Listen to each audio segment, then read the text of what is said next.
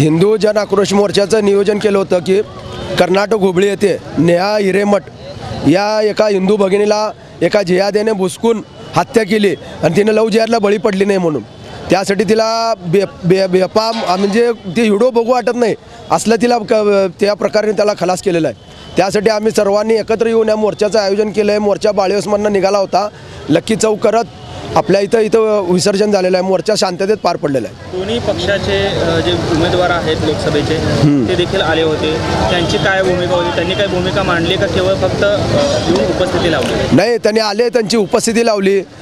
इकडून प्रणिताईत बी आलत्या आणि इकडून रामभाऊ बी आपल्या इथं आलते आणि सर्वांनी रामभाऊ तर पूर्वीपासूनच या मोर्चामध्ये सहभागी होते आणि त्यांनी इथपर्यंत येऊन उपस्थिती दाखवली आणि प्रणिती शिंदे येऊन बसल्याने त्यांनी निघून गेल्या। काय मागणी आहे सरकारकडे किंवा केंद्र सरकारकडे? केंद्र सरकारला आता तीन वेळा आता मोदी सरकार बसणार आहे, त्यावेळेला आम्ही लव जिहादवर कायदा करा ही अशी आम्ही मागणी जोर पकडलेली आहे। गेल्या वेळेला सुद्धा पूर्ण महाराष्ट्रातनं मोर्चे निघाले होते, त्यावेळेला सुद्धा त्यांनी कायदा केलं, कायदा करतो म्हणून आम्हाला आश्वासन दिले आणि आता यावेळेला जवळ त्यांनी बसल्यानंतर कायदा करतील। त्यांची भूमिका त्यांच्या वैयक्तिक भूमिका आहे। या मोर्चात ते पण ते हिंदू धर्माचा अभिमान ठेवून आले असेल त्यांच्या हे मोर्चा बघा, हे व्यक्तीचं आणि पक्षाचा काही संबंध नाही।